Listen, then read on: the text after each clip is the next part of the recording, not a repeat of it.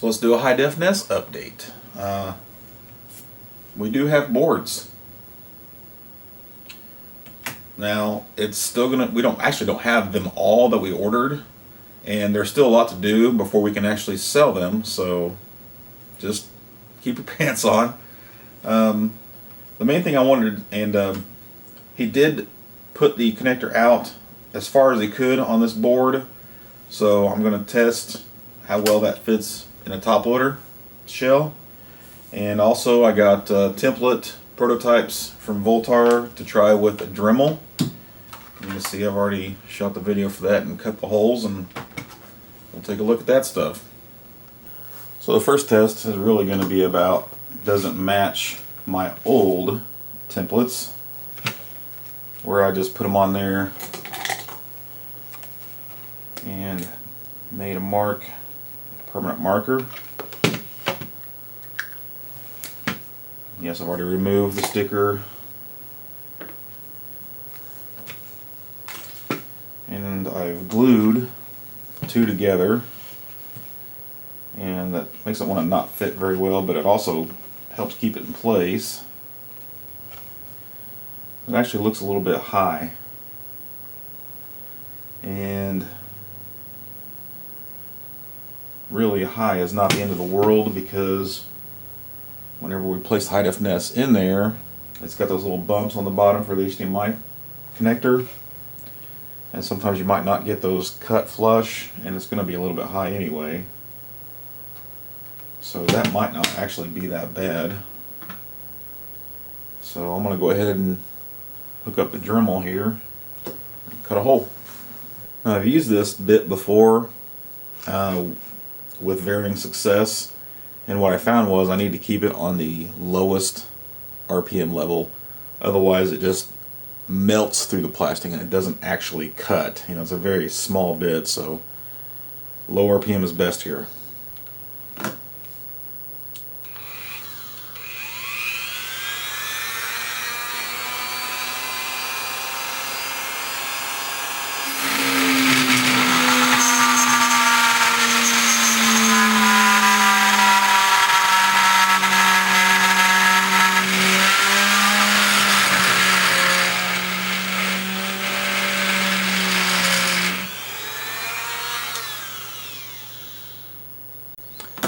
I didn't even quite make it halfway, and I'm already melting plastic.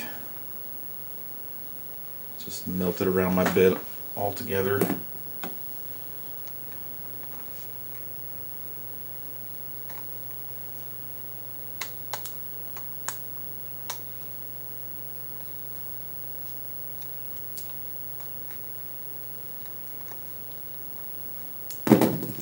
Possible I need to use something besides a Dremel, because it's 5 to 30,000 RPM. So maybe I need something in the 1,000 RPM. I don't know.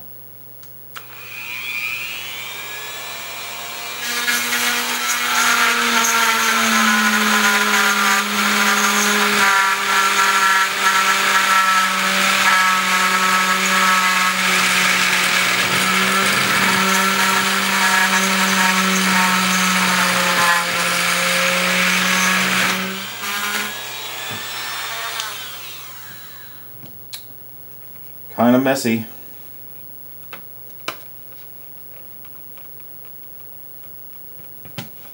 Yeah.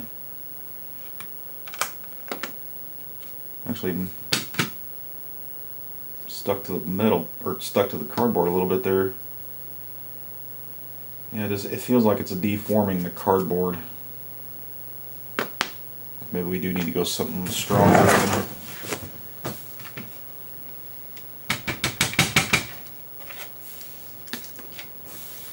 And yeah, it's messy, but it's quick.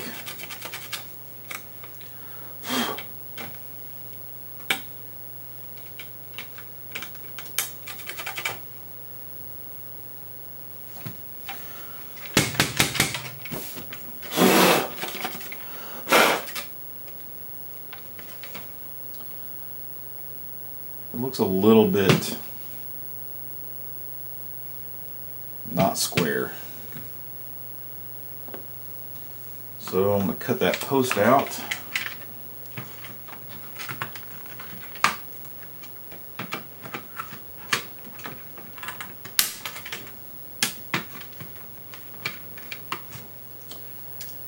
And grab a Hi-Def NES kit. I've already cut the nubs off the bottom of this one.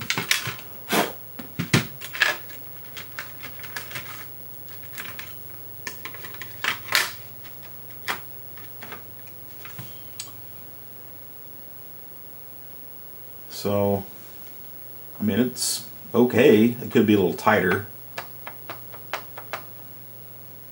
Looks like the bottom is actually perfect. And the sides and top could come left or right, maybe a mil, and the top down maybe a millimeter. Not a millimeter. But it was, I mean, that was a lot quicker. That's for sure.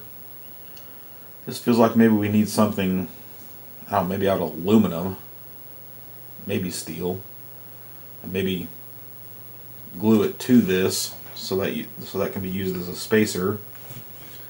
Just I've never really truly been in love with this bit because the non-fluted or serrated shank kind of turns into the beveled edge there, and there's not really anything flat to lay against the template. So it could be I still need to look for a better bit. But let's try the top loader version. Alright, so I found a parts top loader board, and it looks like an 80 Famicom bottom that doesn't have any stickers. Put my template up there.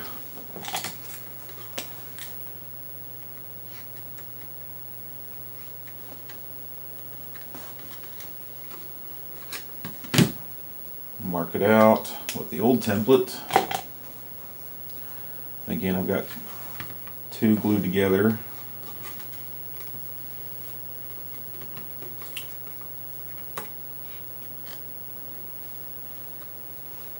According to the markings, it looks like I might need to go right, maybe a half mil, and up a mil.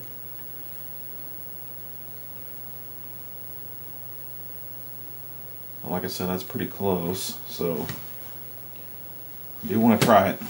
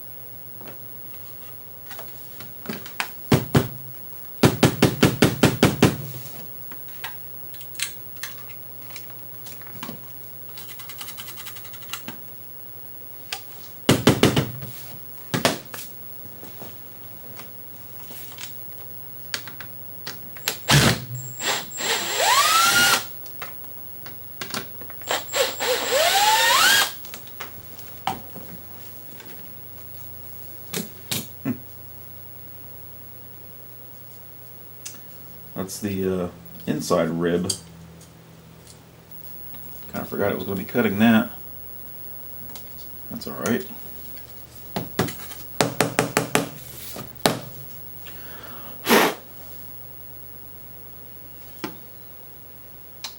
Well, it's a clean cut, but it's just not quite super square.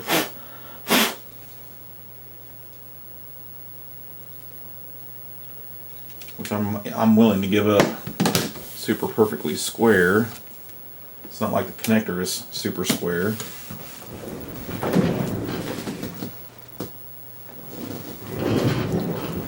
We'll actually lay in the new board here.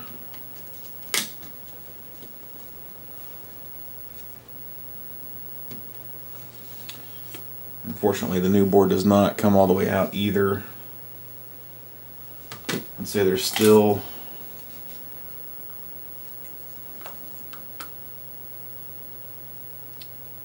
maybe closer to 3.5 millimeters till it's actually flush, but we don't need it to be flush. We just need it to where we can plug in a cord without having to cut it. And I did not cut the solder blobs off the bottom of this one yet.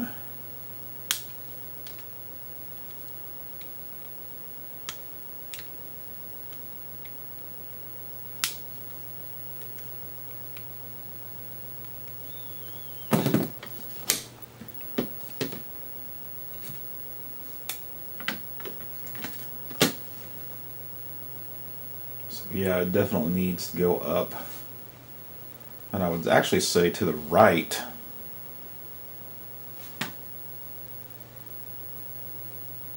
And it depends on how you move your top half. If I move the top half to the right all the way, it's actually pretty spot on. It's cutting low. It doesn't need to cut that low. So let me find a cord. Okay, this is it's GE branded. I'm pretty sure I got it at Walmart. Just cheapest HDMI cord I could find.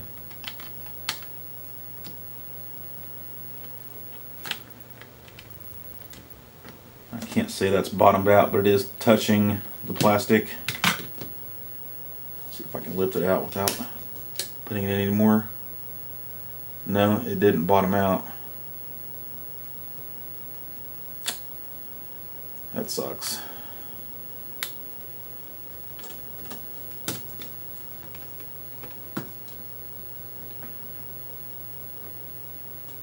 Really just depends on what cord you got. That wasn't even, I don't think that was even a 0.5 millimeter, honestly.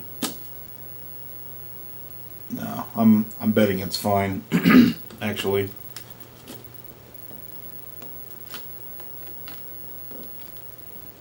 It definitely feels like it goes in far enough to put those pins all the way onto the connector.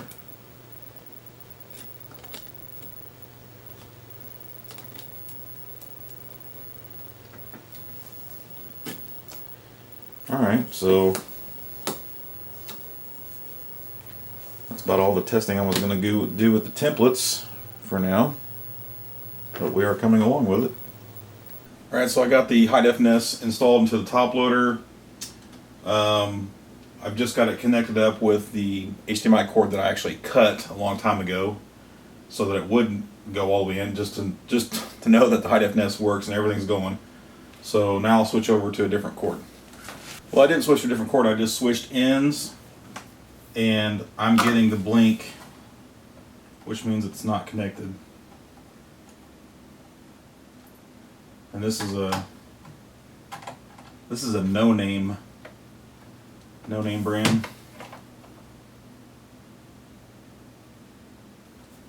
Probably another cheap Walmart special. So it's possible, still gonna have to cut cords if they just don't work. I don't know if you can see the blinking light. It's like a solid with just a quick off flash, like every half second or so. So that sucks, but I think I've got other cords I can try here too. Okay, this is the GE cord that I had earlier. It's GE branded. I'm still pretty sure I bought it at Walmart. That end does not cut. And then I found another one that I actually believe came with my Canon camcorders, I think, because I got two of the exact same cord. There's no brand on them, but it does say HDMI.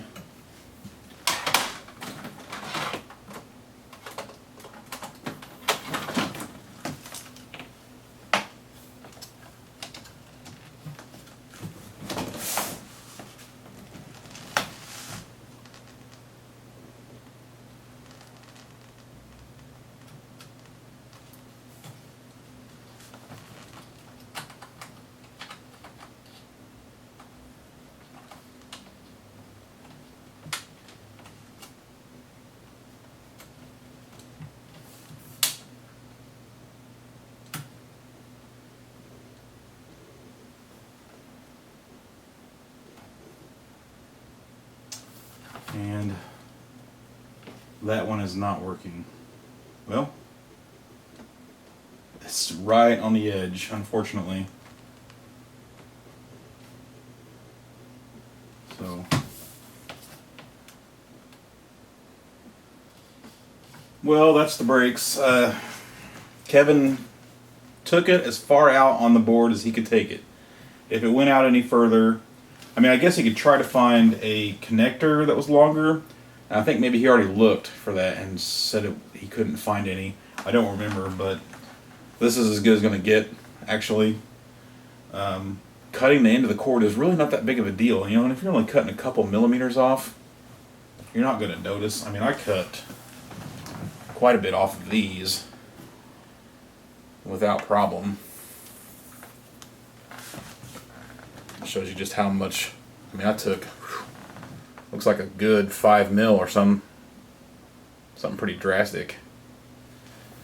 I didn't need to take that much, honestly. Looks like I could have, I probably could have got away with just a couple mil, maybe even 1 mil. That's sad, because he actually brought it out 1 mil. There's still like, oh, I say 3.5 mil for it to get all the way to flush. It's just not going to happen this kit. So, I mean, in the future we probably still could, if we do find a better connector or some way, we probably could do some kind of swap, you know, or I get you a board that does come out all the way, and then I can just put this board into a front loader, you know, not that big of a deal. But for now, that's what we got. So, definitely more Hi-Def NES information coming really soon, since we do actually have the kit, you know, in here. And since I shot the earlier video, we do have all the kits. But like I said, we're waiting on gathering the rest of the parts. You know, like ribbon cables and the sockets and headers. You know, found out we didn't have enough. And Kevin's working on a fixture to test the interposers, which I pretty much required him to make, because I didn't want to ship out anything that wasn't tested. You know, if there's a way to test the interposers, let's do it. So once we get everything tested, we get all the parts in, I gotta bag up all of the kits in some ESD safe bags, and then we'll get them on the website.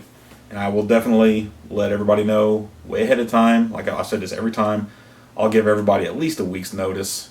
And I'm actually thinking it's going to be on a Sunday, probably somewhere late afternoon, early evening, because the West Coast is 3 hours behind us. I'm East Coast time, even though I'm not East Coast. But the rest of the world, I don't know what to tell you. You're gonna they'll just have to either get up in the middle of the night or have somebody buy one for you. And I'm actually thinking they're going to sell out pretty fast. And I was actually kind of thinking maybe we might do a live broadcast of that on YouTube. But I'm not sure how to do it yet, because I don't have a web camera. I've never have had. And I don't know if I can hook up my camcorders straight to the computer and somehow feed the video to YouTube that way. That would be the easiest for me if we can do that. And it'd be nice to have Kevin down. And maybe we can put on a little show for him, you know, if he doesn't think the first 200 kits are going to sell out in like the first month. And I think they're going to sell out in the first hour. So, I don't know, we'll see. But I'll let everybody know when that happens.